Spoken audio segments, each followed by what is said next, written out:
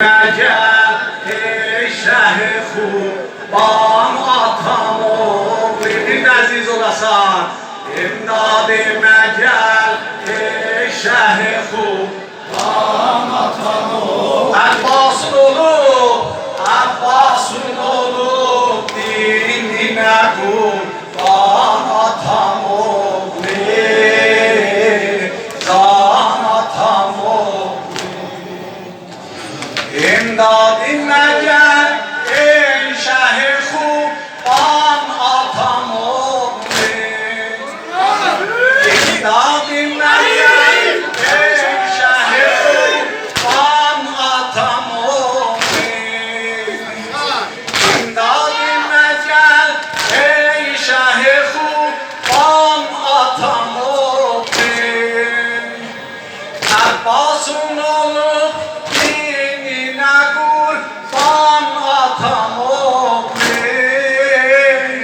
can atam oğlu İmdadime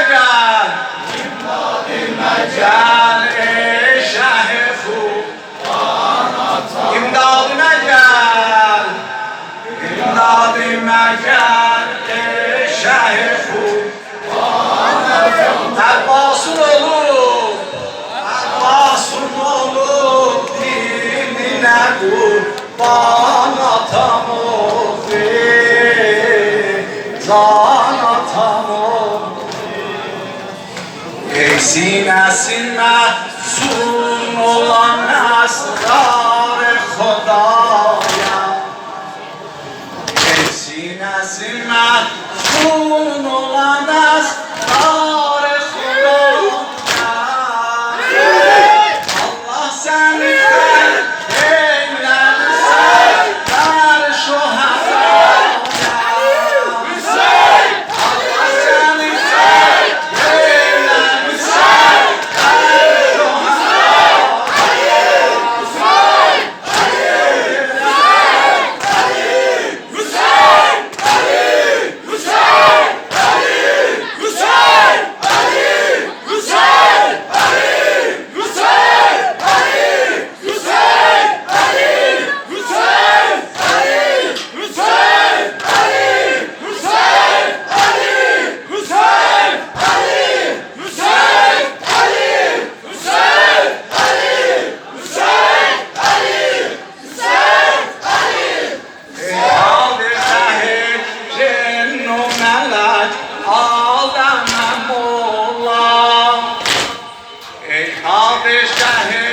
İmdadime gel ey şeh-i Xuban atam